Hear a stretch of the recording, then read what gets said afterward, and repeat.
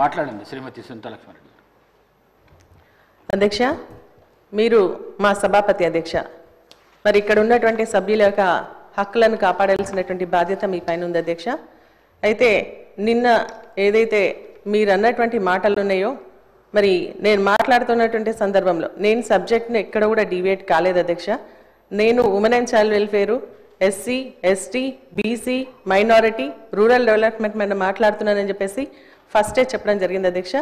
Morning నుంచి evening దాకా మేము వెయిట్ చేసినాం అధ్యక్ష. రాత్రి 8 గంటలకు నాకు టైం ఇచ్చినా కూడా ఓపికతో ఉండి మాట్లాడుతున్నటువంటి సందర్భంలో తొందరగా కంప్లీట్ చేయండి అని చెప్పేసి మీరు చెప్పి మైక్ కట్ చేసినప్పుడు మేమందరం కూడా, మా సభ్యులు మేమందరం కూడా ఒక 2 నిమిషాలు ఇవ్వండి అధ్యక్ష అంటే, మీరు మాట్లాడినటువంటి మాటలు ఏవైతే ఉన్నాయో నాకే వినబడట్లేదు, నాకే వినబుద్ధి అవ్వట్లేదు, వీళ్ళందరూ ఎట్లా వింటున్నారో అని చెప్పేసి అనడం నిజంగా కూడా చాలా బాధ వేసింది అధ్యక్ష. ఎందుకంటే మరి మా ప్రోటోకాల్స్కి సంబంధించినటువంటి ఇష్యూలో మీరు ఇన్వాల్వ్ అయ్యి మరి జిల్లా కలెక్టర్ని పిలిచి మాట్లాడినటువంటి మీరే ఒక మహిళగా నేను మాట్లాడుతున్నప్పుడు, ఒక సీనియర్ శాసనసభ్యురాల్ని, మంత్రిగా పనిచేసినాను, నేను ఎక్కడ కూడా అన్పార్లమెంటరీ మాట్లాడలేదు. ఎందుకంటే సభలో చాలా మంది ముఖ్యమంత్రి, మంత్రులు, సభ్యులు అందరూ కూడా మాట్లాడినా కూడా ఇక్కడ ఉన్నటువంటి కొత్తగా ఉన్నటువంటి శాసనసభలో కూడా నేను చెప్తాను అధ్యక్ష, ఇది ఇట్లా మాట్లాడాలా, 0 వాళ్ళు ఒకటే సబ్జెక్ట్ మాట్లాడాలా, మనం మాట్లాడద్దు అని చెప్పేసి చెప్పేటువంటి స్టేజ్లో ఉన్నటువంటి నన్ను మరి మీరు నిన్న ఏదైతే మాట్లాడినరో నాకు చాలా బాధ అనిపించింది అధ్యక్ష. ఎందుకంటే నేను ఓన్లీ సబ్జెక్టే మాట్లాడినాను అధ్యక్ష. సబ్జెక్ట్ని మించి నేను ఒక్క విషయం కూడా బయటికి జరగలేదు. మరి అటువంటి సమయంలో మీరు మాట్లాడినటువంటి మాటలు నిజంగా చాలా చాలా బాధ అనిపించింది అధ్యక్ష. నేను ఇక్కడ ఉన్నప్పుడు నాకు వినపడలేదు అధ్యక్ష. ఎందుకంటే అల్లరి చేస్తా ఉన్నారు, ఇక్కడ అక్కడ అందరూ కూడా అల్లరి చేసినప్పుడు మాకు వినపడలేదు.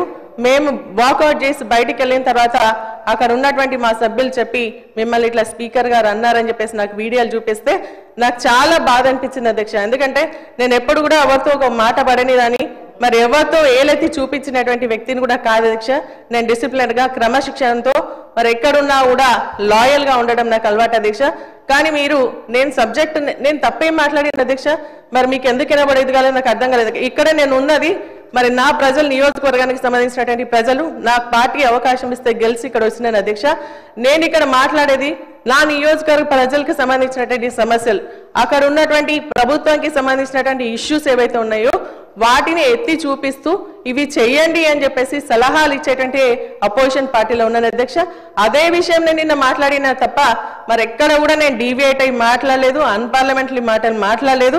అయినప్పటికీ కూడా మీరు నన్ను ఉద్దేశించి, ఒక మహిళగా నన్ను ఉద్దేశించి మాట్లాడినటువంటి మాటలు నిజంగా నాకు చాలా చాలా బాధ అనిపించింది అధ్యక్ష. మరి అది మీకు మంచి అనిపిస్తే మీరు రికార్డులో ఉంచండి అధ్యక్ష, లేదు అంటే మరి దాన్ని విత్డ్రా చేసుకోవాల్సిందిగా నేను కోరుతాను. ఎందుకంటే సభాపతిగా మా హక్కులు కాపాడాల్సినటువంటి బాధ్యత మీది. ఒకవేళ మేము మాట్లాడుతూ ఉంటే, ఎందుకంటే ప్రజల మెప్పు కోసం మాట్లాడతాం, మరి అటు ప్రజలకు సంబంధించినటువంటి ఇష్యూస్ మాట్లాడతాం, అధికార పక్షాలకు సంబంధించినటువంటి మరి వాళ్ళకి నచ్చకపోతే వాళ్ళు చెప్పాలి అధ్యక్ష. నేను మాట్లాడేది బాగాలేదని చెప్పేసి వాళ్ళు చెప్పాలి. కానీ ఈ సభ మనందరిది అధ్యక్ష. మరి మేము మాట్లాడేటప్పుడు మీరు మాకు అవకాశం ఇస్తారు.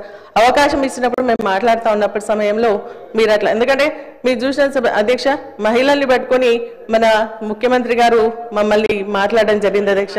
అన్పార్లమెంటరీ మాట్లాడి ఇంకా కొంతమంది అయినా కూడా మేము సైలెంట్గా మా నిలబడి నిరసన వ్యక్తం చేసినమే తప్ప ఎప్పుడు కూడా మేము మరి దాని పరిధి దాటి పోలేదు అధ్యక్ష. నిజంగా చాలా చాలా బాధ అనిపిస్తుంది అధ్యక్ష. అది మీకే వదిలేస్తా ఉన్నాను, నాకు అవకాశం ఇచ్చినందుకు థ్యాంక్స్ అక్క. కానీ ఇటువంటిది మరి ప్రాక్టీస్ ముందు కూడా జరగకూడదు. ఈ సభకు మంచి సంప్రదాయం కాదని చెప్పేసి కూడా నా విచారాన్ని వ్యక్తం చేస్తూ సెలవు తీసుకుంటున్నాను అధ్యక్ష. Thank you. శ్రీమతి సునీతా లక్ష్మారెడ్డి గారు అంటే మాకు ఎన్నలేని గౌరవం. అందులో మహిళలంటే రన్నింగ్ కామెంటర్తోనే వచ్చింది. ఇది ఎవరు మాట్లాడుతున్నారు? అక్కడ కాదు సార్, మీదికే మాట్లాడుతున్నారు.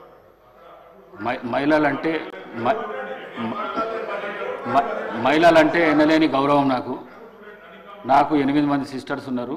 నేను మహిళలను చాలా ఎక్కువ గౌరవిస్తాను. నేను ఈ సీటు మీద ఉండి నేను మిమ్మల్ని అనుకోవడం మాత్రం చాలా పొరపాటు. అది మీరు మాట్లాడేటప్పుడు రన్నింగ్ కామెంటరీ అక్కడి నుంచి వస్తున్నది.